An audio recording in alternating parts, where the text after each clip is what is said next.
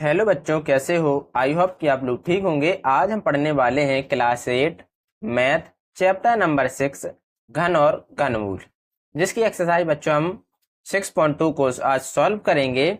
तो बच्चों पहला क्वेश्चन है इसमें कि अभाज्य गुणनखंड विधि द्वारा निम्नलिखित में से प्रत्येक संख्या का घनमूल ज्ञात कीजिए। तो बच्चों हमें क्या करना है कि संख्याओं के घनमूल हमें निकालना है। तो बच्चों पहली संख्या है, कितनी है बच्चों? 64।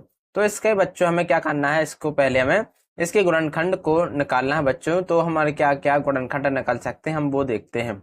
तो बच्चों जब हमने इसको 2 से डिवाइड किया तो 2 3 जा 6, 2 2 जा 4। फिर इससे इसको 2 से हमने डिवाइड किया तो 2 1 जा 2, 2 6 जा 12।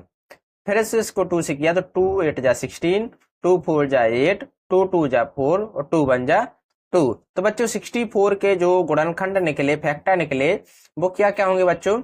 2 multiply 2 multiply 2 multiply 2 multiply 2 multiply 2। तो बच्चों इसके हमने एक फैक्टर निकाल लिए हैं। अब हमें क्या निकालना है बच्चों? घनमूल यानी क्यूब रूट।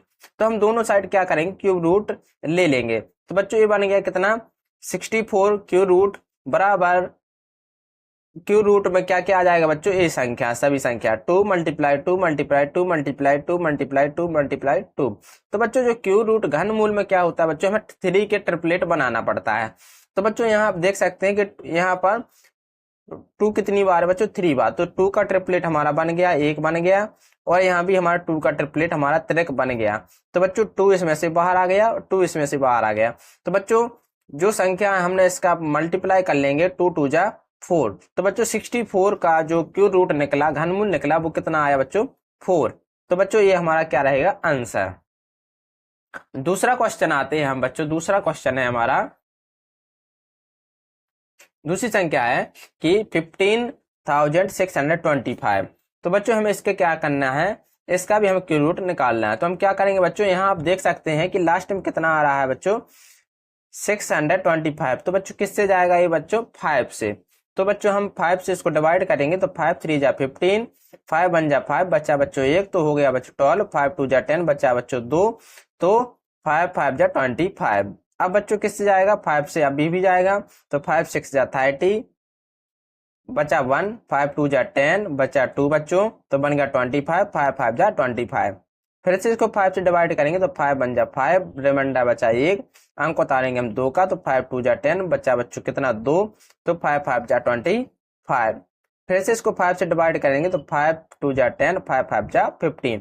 फिर से इसको 5 से भाग करेंगे, इसमें 5 5 जा 25, 5 बन जा 5। तो बच्चों इस प्रकार से 15,625 के जो फैक्टर निकले वो क्या क्या होंगे? तो बच्चों 5 multiply 5 multiply 5 multiply 5 multiply 5 multiply 5। कितनी बार है बच्चों? ये है बच्चों 6 बार। अब हम क्या करेंगे? दोनों साइड क्यूब रूट ले लेंगे। तो इसका इस पर क्यूब रूट लिया तो बच्चों यहाँ पर भी हमें क्यूब रूट लेना पड़ेगा। तो बच्चों आप देख सकते हैं कि यहाँ पर जो 5 है इसका ट्रिपलेट बन रहा है, और इस 5 का भी हमारा ट्रिपलेट बन रहा है, 3 का ट्रिक हमारा बन रहा है। तो इसमें से 5 बाहर आ जाएगा और इसमें से हमारा 5 बाहर आ जाएगा, और इन दोनों का मल्टीप्लाई हो जाएगा बच्चों, तो 5 5 जा 25। तो बच्चों इस प्रकार से 15,625 का जो क्यूब रूट यानी घनमूल होगा वो क्या होगा? 25। ये हमारा क्या हो जाएगा? आंसर बच्चों। अब आते हैं हम अगले क्वेश्चन पर। तीसरा क्वेश्चन है बच्चों इसमें 27,000। हमें इसका घनमूल, इनके घनमूल को हमें इसका घनमूल निकालना है बच्चों। तो हम क्या करेंगे? पहले हम इसको 2 से डिवाइड करते हैं, तो 2 1 जा 2, 2 3 जा 6, बचा बच्चों 1, तो 2 5 जा 10, 0 और 0। फिर इसको 2 से डिवाइड करते हैं तो कितनी बार जाता है बच्चों? 6,750 बार। फिर से इसको 2 से डिवाइड करते हैं तो बच जाता है 3,375 बार। अब बच्चों आ गई विषम संख्या, तो किससे जाएगी बच्चों? 3 से। तो बच्चों 3 1 जा 3, 3 1 जा 3, 3 2 जा 6 और 3 2 जा 6, बचा बच्चों 1, तो 3 5 जा 15। फिर इसको डिवाइड किया हमने तो कितनी बार गया बच्चों? 375 बार। फिर इसको 3 से डिवाइड किया तो हमने हमारा बच्चों गया 125 बार। तो अब हम किससे करेंगे बच्चों? 5 से काटेंगे, तो 5 2 जा 10 और 5 5 जा 15। 5 से फिर इसको डिवाइड करेंगे तो 5 5 जा 25, 5 बन जा 5। तो बच्चों तो यहाँ पर 27,000 के फैक्टर क्या क्या निकले? तो बच्चों यहाँ पर 2 multiply 2 multiply 2 multiply 3 multiply 3 multiply 3 multiply 5 multiply 5 multiply 5। तो बच्चों अब हम क्या करेंगे, हमें इसका क्या निकालना, घनमूल। तो हम दोनों साइड क्या ले लेंगे बच्चों, घनमूल ले लेंगे। तो यहाँ पर घनमूल ले लिया तो यहाँ पर भी बच्चों हमें लेना पड़ेगा। तो 21 में आ गया बच्चों, क्यूब रूट में आ गई ये पूरी संख्या। अब देखेंगे बच्चों बाहर कितना है 3, तो हमें अंदर भी कितना बनाना है बच्चों, 3 का तिरक हमें बनाना है। तो बच्चों अब हम देखते हैं कि यहाँ पर 2 का तिरक हमारा बन रहा है, तो इसलिए ट्रिपलेट बन रहा है, इसलिए हमारा 2 बाहर हो जाएगा। यहाँ 3 का ट्रिपलेट बन रहा है तो बच्चों 3 बाहर हो जाएगा। यहाँ पर 5 का बन रहा है बच्चों, तो यहाँ पर 5 बाहर हो जाएगा। और बच्चों अब हम क्या करेंगे, इनका मल्टीप्लाई कर लेंगे। तो 5 3 जा 15, 15 2 जा 30। इस प्रकार से बच्चों 27,000 का जो घनमूल यानी क्यूब रूट आएगा वो आएगा कितना आएगा 30। ये हमारा क्या हो जाएगा बच्चों, आंसर। अब है अगली संख्या, क्या है बच्चों, लास्ट क्वेश्चन है इसका घनमूल का। अब है बच्चों 10,648। तो बच्चों अब हमें इसके क्या करना है, फैक्टर पैसे ही के जैसे हम पिछला किया क्वेश्चन वैसा ही हमें करना है। तो हम इसका क्या करेंगे बच्चों, फैक्टर निकालेंगे। तो 2 5 जा 10, 2 3 जा 6, 2 2 जा 4 और 2 4 जा 8। फिर इसको हम 2 से भाग करेंगे बच्चों। तो 2 2 जा 4 बचा 1, 2 6 जा 12 बचा 1 बच्चों, 2 6 जा 12 और 2 2 जा 4।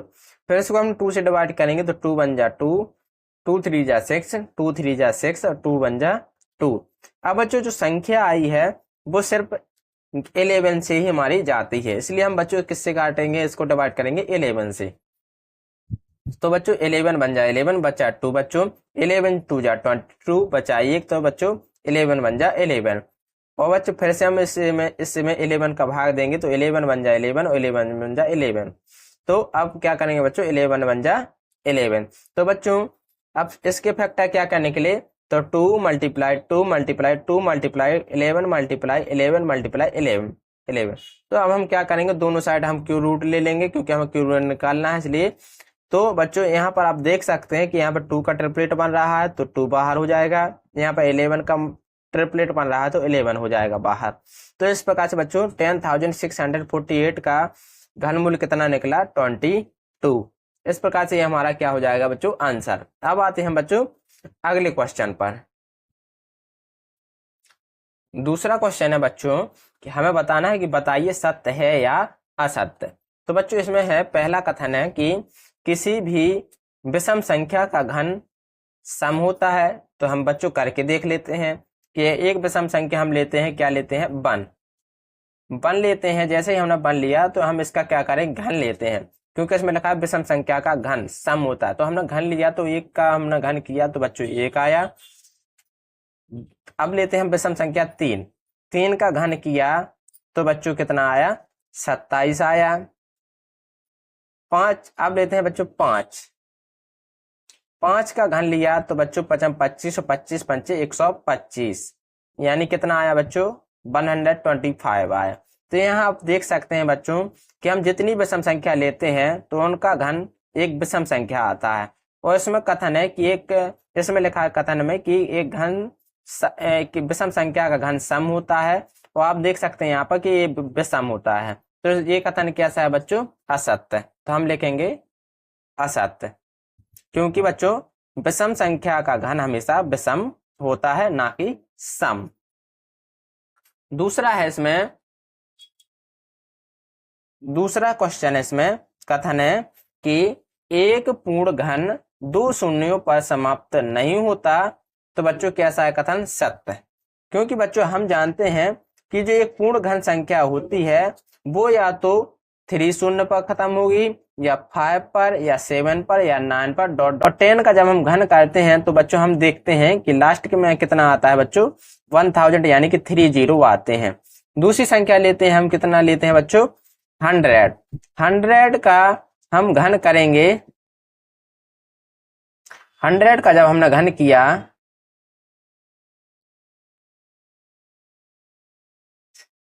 तो बच्चों 100 का घन किया तो कितना आएगा, 1 0 0 0 0 और 0 0। तो बच्चों यहाँ पर आप देख सकते हैं कि जो लास्ट में जो एक पूर्ण घन 2 शून्यों पर समाप्त नहीं होता। तो आप देख सकते हैं कि ये 3 शून्य पर समाप्त हो रहा है और ये 6 शून्य पर हमारा समाप्त हो रहा है, लेकिन बच्चों 2 शून्य पर कोई भी संख्या हमारी घन वाली संख्या समाप्त नहीं होती, पूर्ण घन वाली संख्या समाप्त नहीं होती, इसलिए बच्चों हमारा कैसा कथन होगा, सत्य। तीसरा क्वेश्चन है इसमें कि यदि किसी संख्या का वर्ग 5 पर समाप्त होता है तो उसका घन 25 पर समाप्त होता है। तो बच्चों हम इसमें क्या करेंगे, एग्जाम्पल लेंगे। तो एग्जाम्पल लिया हमने किसका बच्चों, 15 का। जब हमने 15 का हमने इसमें वर्ग किया तो बच्चों यहाँ पर कितना आया, 225। तो बच्चों कितना आया, 225। अब तो बच्चों अगर हम इसमें इसका घन लेते हैं तो क्या हम देखते हैं कि 25 पर समाप्त संख्या होती है कि नहीं होती है। तो 15 का हमने जैसे घन लिया तो बच्चों 15 मल्टीप्लाई 15 मल्टीप्लाई 15, तो यहाँ पर क्या करेंगे, 15 मल्टीप्लाई 15 कितना होता है बच्चों, 225 मल्टीप्लाई 15। तो आप देख सकते हैं यहाँ पर 15 5 75 की 5 हंसा लाई 7, 15 दूनी 30 और 7 37 की 7 हंसा लाई 3, 15 दूनी 30 और 3 33। तो आप देख सकते हैं यहाँ पर कि जो लास्ट की संख्या होती है वो 25 पर ना कि 25 पर समाप्त ना होकर किस पर समाप्त हो रही है, 75 पर। तो बच्चों इसका कथन कैसा होगा, असत्य। तो हमारा जो कथन कैसा है बच्चों, असत्य। तीसरा क्वेश्चन है इसमें बच्चों, अब आते हैं चौथा क्वेश्चन है इसमें बच्चों कि ऐसा कोई पूर्ण घन नहीं है जो 8 पर समाप्त होता है। तो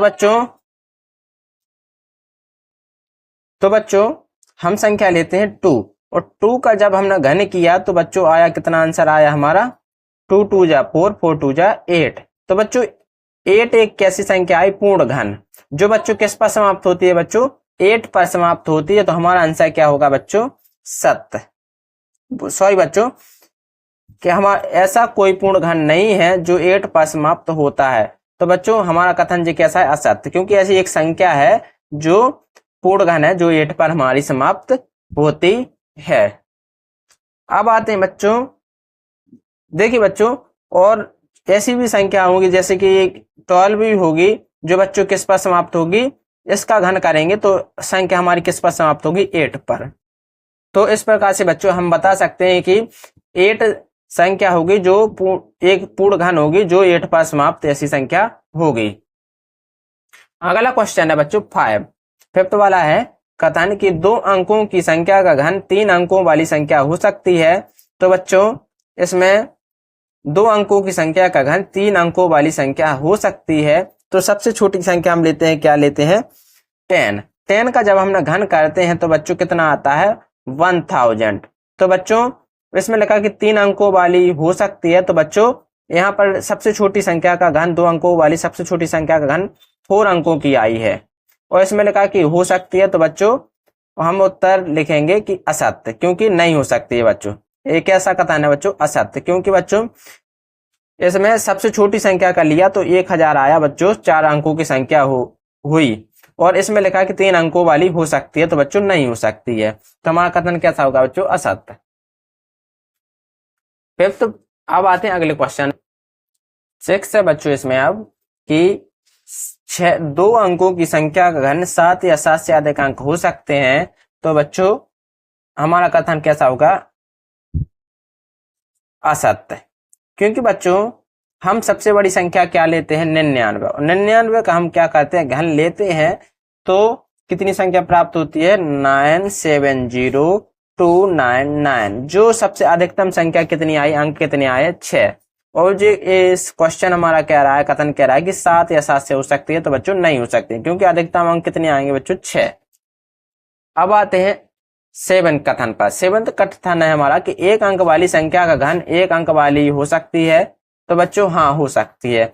जैसे 1 का भी हम घन करते हैं 1 अंक का तो 1 आता है, 1 अंक की संख्या आती है। 2 का भी करते हैं तो कितना आता है, 8 आता है।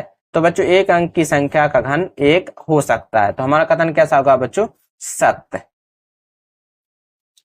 अब है तीसरा क्वेश्चन, इसमें है कि आपको यह बताया जाता है कि 1331 एक पूर्ण घन है। क्या बिना गुणनखंड किए आप यह बता सकते, अनुमान लगा सकते हैं कि इसका घनमूल क्या है। इसी प्रकार 49 13 12 167 और 32 768 के घनमूलों का अनुमान लगाइए।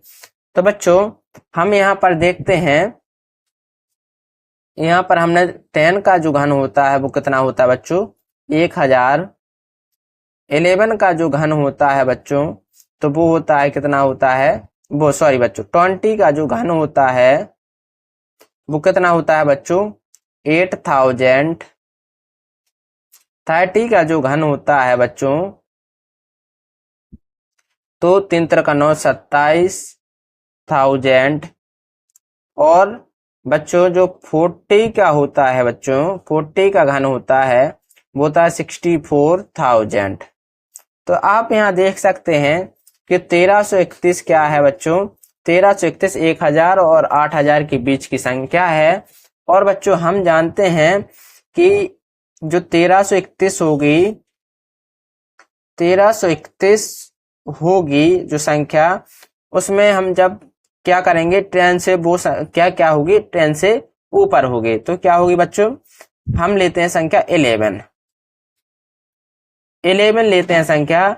और देखिए 1 बन जा 1 और 1 बन जा 1 तो संख्या लास्ट का अंक कितना आएगा 1। तो इसलिए बच्चों इसका घनमूल क्या होगा जब हम इसका घनमूल करेंगे तब हमारा आंसर कितना आ जाएगा बच्चों कि हमें अनुमान लगा सकते हैं कि इसका अंक कितना होगा 11 क्योंकि लास्ट का अंक कितना है बच्चों 1। ठीक है ना बच्चों। अब दूसरी संख्या क्या लेते हैं हम दूसरी संख्या है हमारी 4913। तो आप देख सकते हैं कि जो 4913 है वो 1000 और जो 1000 और 8000 के बीच की संख्या है तो लास्ट का अंक कितना होना चाहिए बच्चों 3। तो 4913 में लास्ट का अंक कितना होना चाहिए 3। तो हम संख्या लेते हैं कितनी 17। तो हम इसको घन के रूप में लिखेंगे 17 गुणे 17 गुणे 17। 7 सताई 49 लास्ट का अंक कितना आएगा 9 और 9 7 63 यानी कि बच्चों लास्ट का अंक 3 आ जाएगा।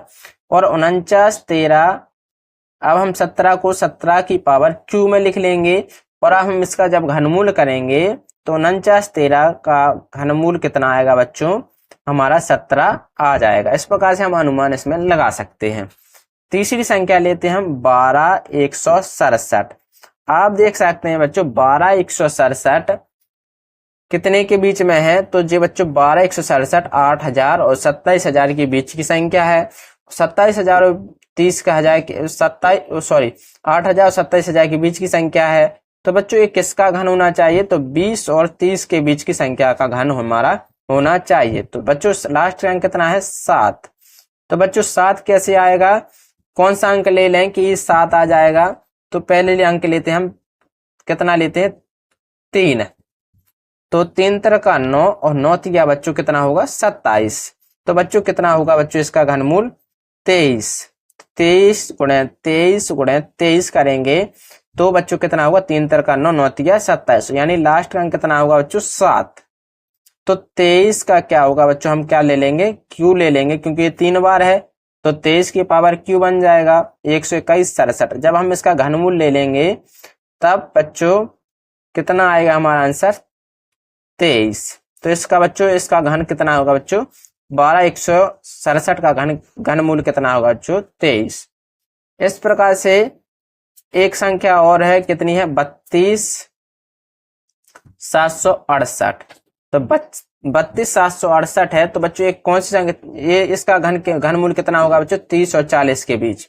तो बच्चों हम संख्या लेते हैं 32 क्योंकि 32 का घनमूल लेंगे तो बच्चों कितनी बार लास्ट अंक कितना प्राप्त होगा 8 बच्चों प्राप्त होगा। तो बच्चों अब इसका हम क्या करेंगे घनमूल ले लेंगे तो 32768 का जो घनमूल होगा वो कितना आंसर आएगा बच्चों 32।